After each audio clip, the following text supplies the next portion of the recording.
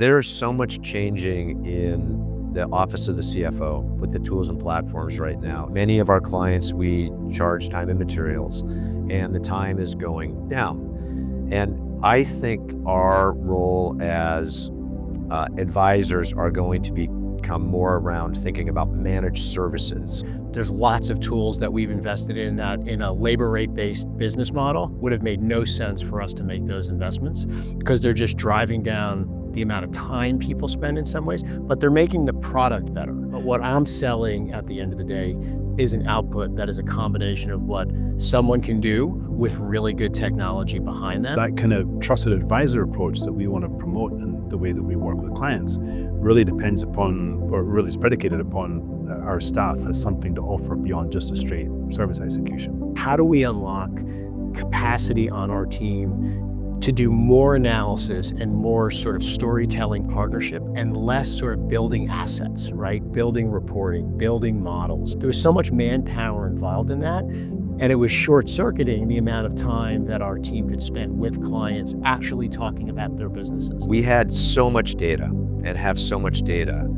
that it seemed we were uncomfortable not being able to use it to help support our overall clients. From a tech standpoint, I think accounting and finance was quite stale. Typically what you got access to in terms of data was substantially just the ledger. And that was it. And you had to, whatever you could do in terms of advisory was limited largely by that sort of boundary of what you could see. And now, principally, we're going to come to it, but why things like Aleph make such a huge difference is because it makes it so much more easy.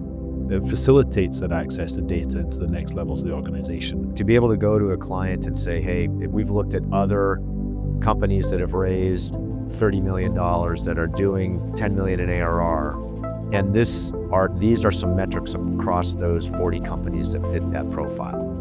And this is where you stand against that.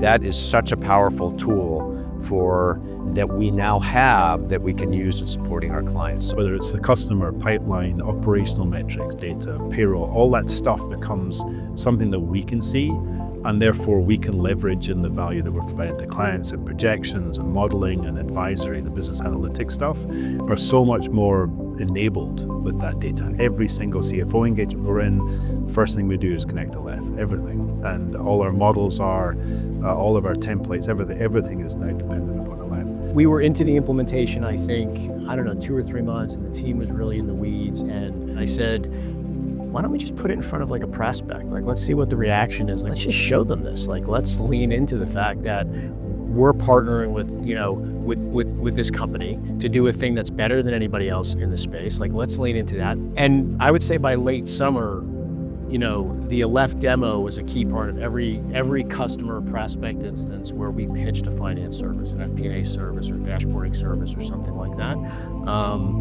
And our win rate's higher. I think a lot of people buy tech platforms, so they don't know anybody inside the company.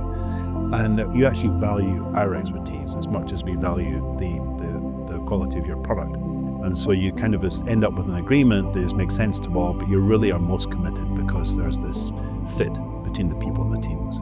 We asked you, frankly, for a pretty big commitment in terms of dev resources and product strategy and help us think about how we can do a lot of the things that we want to do better. And the Aleph team has been incredibly responsive to all of our feedback. As you've gone out and talked to your customers, you've told us our customers want this. And to have third parties, especially those products that we use, really listen to us and have a TiVo become part of the development process and really engage in that level sets us apart. I mean, ultimately, we started with Aleph to begin to set a TiVo apart, and we continue to become further and further advanced, I think, against our competitors as a result of the relationship.